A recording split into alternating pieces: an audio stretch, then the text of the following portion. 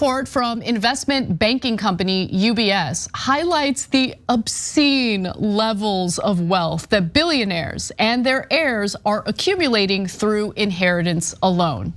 So we're not talking about innovation. We're not talking about job creation. We're just talking about the transfer of wealth, which allows for these heirs to accumulate more wealth. That's how it's done. And it's been done like that for quite some time in this country. But capitalism has become more and more unfettered, and the cronyism is incredible. And so you gotta keep in mind how some of that wealth was made to begin with, but we'll get to all of that later. Now, in recent months, the world's new billionaires made more of their fortunes through inheritance rather than through entrepreneurship. And it's important to keep that in mind because one of the arguments that you hear in regard to low taxes, whether it's estate taxes, income taxes, capital gains taxes, is no. We can't raise taxes because the wealthy people are the job creators here. They're the innovators. They're the ones who take the most risk. But in this context, ain't nobody taking any risk. These are heirs accumulating wealth through their inheritance. It also marked the first time in the 9-year history of this report that newly minted billionaires accumulated more wealth from inheritance than from starting a business. Now, 53 heirs inherited a total of $150.8 billion in the 12 months ending in April, exceeding the total of $140.7 billion accumulated by 84 new self-made billionaires. Okay, and then hold on to your butts for this. The report said more than 1,000 billionaires are expected to pass $5.2 trillion to their children over the next 20 or 30 years. Yes, that is trillion with a T. And John Matthews, who is the head of UBS's private wealth management division, says the great wealth transfer, which we've all been talking about for the last 10 years, is underway. The average age of the world's billionaires is almost 69 years old right now. So this whole transition or wealth handover will start to accelerate. And the class of ultra wealthy people is growing again after a very brief dip. So according to the same report, the number of billionaires rose by 7% globally over the 12 months ending in April. The population of billionaires in the world increased to 2,544 from 2,376. Their total wealth grew by 9% from $11 trillion to $12 trillion. That is a lot of money. So there are some more insane stats to get into, but Cenk, we've been talking about estate taxes on this show for well over a decade. The arguments against estate taxes don't really make much sense to me. The problem just keeps getting worse, really. Yeah, so it's not that people who inherit money are bad people, and you don't know them at all. Some of them are terrible people, some of them are perfectly great people who use the money for good causes. So it's not about judging them, we don't even know them, right? But when Republicans say that, oh no, you can't tax this money because of how hard these good Americans work to earn it. No, wait a minute, for the heirs, they literally did nothing to earn it. Nothing. Now, if they worked in their parents' company or something like along those lines, well, good, they make money for that, they have income from that, and they might get wealth from that. But we're not talking about that. We're talking about inheritance, where the heir literally did absolutely nothing. They had the incredible gumption to let their parents die and then they collect their money. So this whole idea that, oh my God, you're taxing these poor job creators and earners, totally untrue, okay? So, and it's $5.2 trillion. So guys, the reason the estate tax exists is that it doesn't take all of the money. It takes a certain percentage above certain thresholds, right? And the reason for that is so that everyone can have opportunity.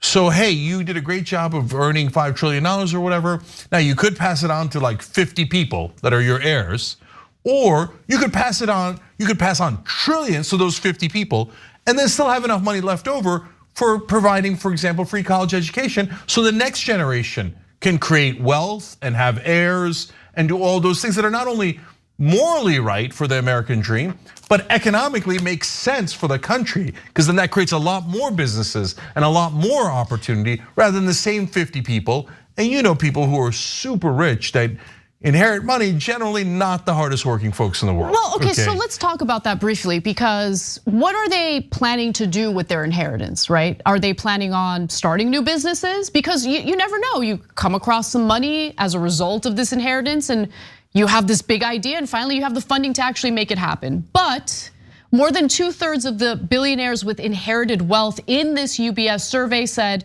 that they plan to continue and grow what their parents or grandparents achieved, whether it's in a business, a brand, or assets. But the report makes sure to note that their priorities are likely to be different than their parents' priorities, with more aggressive investing targets and a focus on AI, clean energy, which could be good, and electric vehicle transition. Now, John Matthews, who's the head of UBS's private wealth management division, says this: the wealth management industry needs to focus on those industries that can help accelerate the ability to invest in these areas. A lot of that falls in the area of private equity, direct private deals, and private placements, as opposed to the traditional mix of fixed income and public markets. So do you guys understand what that means? That means that one of the bigger issues that we have impacting almost every facet of life right now, which is private equity, that problem is gonna get worse, because that is where they're gonna park their money. They're going to want to make more money from the money that they've inherited, which I have no gripe with that. It is what it is. I think that's what smart people do. Smart people aren't like Donald Trump, where they inherit $400 million and then they squander it, okay? Most people want their money to make more money. However, the way in which they're likely to do it isn't actually going to benefit society. It's going to be parked in private equity firms, which have played a role in destroying our housing market and destroying our healthcare industry. I mean, I've done so many stories on these issues. So this isn't just about people inheriting money and not paying, their fair share of taxes on it. This is also about how this system continues to deteriorate our own country. Yeah, so let me break this down for you guys, because look, I'm in the business community. I went to Wharton Business School. I know exactly what they're talking about here. So when they say, oh, well, they're gonna work hard investing their parents, the money that their parents left them, and that's another way of adding to the economy. So, guys, no. When you have money, you have to invest it. There's literally no one, I mean, maybe there's two randos, but overall, no one just lets the money sit there. I mean, at a bare minimum, you have to put it as something that it gets interest, right? So, and then you live off that interest, and if you're, crazy, you'll spend the principal, et cetera. But the bottom line is, you have to invest it. And there's wealth managers, and they do the investing for you. They make it seem like it's like a tough job. It's not a job at all. You just hire someone to do it, and every once in a while, maybe you're active in it, and you make decisions like buy, sell. That's it. It's not.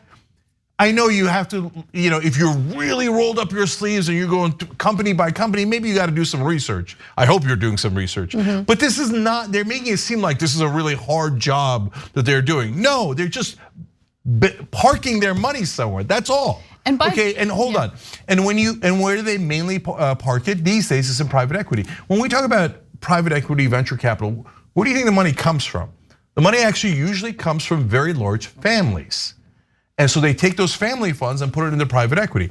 What does private equity do with it? Well, one of the things that it does is it guts different American industries. So they'll buy Sears and other retail stores, Toys R Us, and they'll just gut it. And they'll take all the money out and then let it go bankrupt. That way they make more money. And then another thing that private equity does is now they're going around buying residential real estate, as Anna referred to. So now that makes all of our housing prices go up, then we can't afford housing.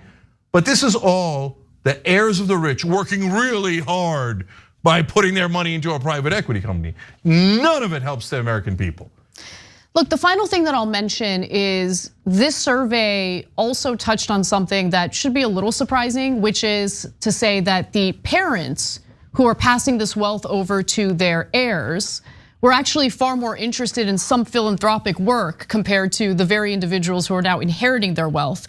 While more than 2/3, 68% of first generation billionaires stated that following their philanthropic goals and making an impact on the world was a main objective of their legacy, less than a third, 32% of the inheriting generations did so.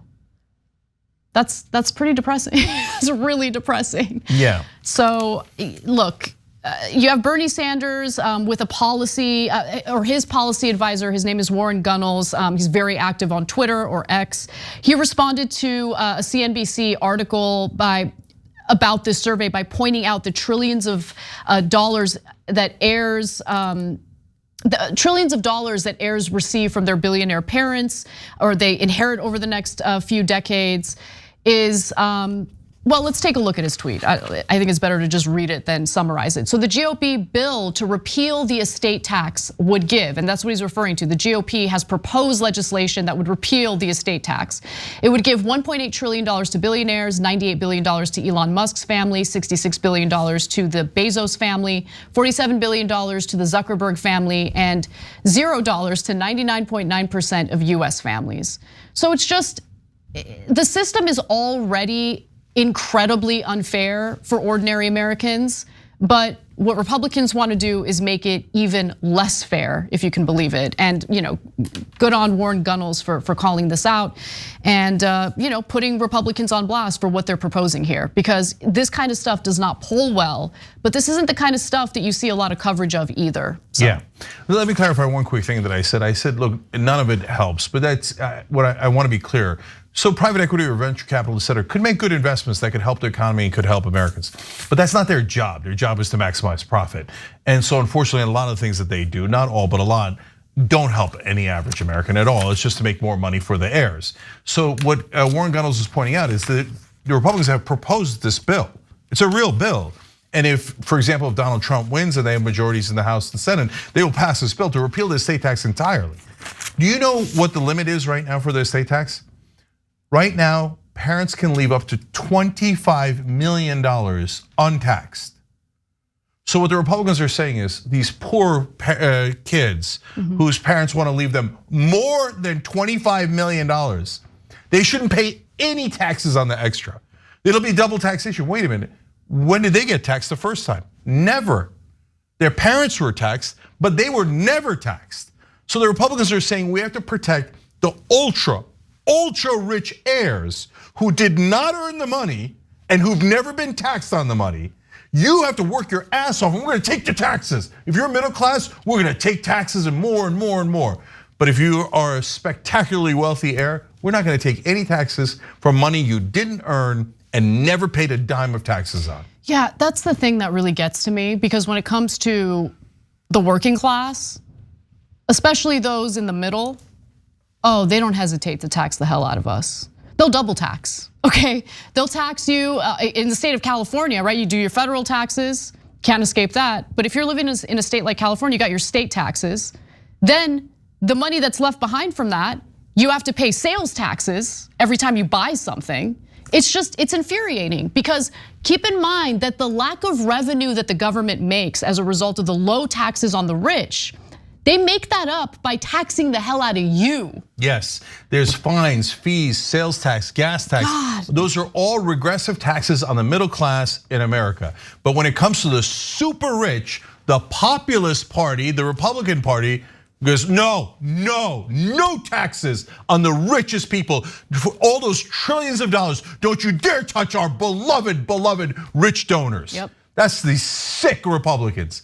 And what do the Democrats do? There was nothing we could do. There was nothing we can do. Always. You know that the estate taxes limit used to be 5 million. The Democrats helped the Republicans raise it all the way up to 25 million while singing there was nothing we could do, there was nothing we could do. My ass, you all take money from these guys. They're all bribes, legalized bribes. Our system is sick, it's intensely corrupt. And the number one corrupt party is the Republican Party, serving the rich completely and utterly while pretending to be populists. Hey, thanks for watching that video. We really appreciate it, guys. And we appreciate it if you become members, because that allows us to be independent, honest, progressive, all the things that you don't get from corporate media. And all of that is because of you guys. Hit the join button below and become one of us, become a Young Turk.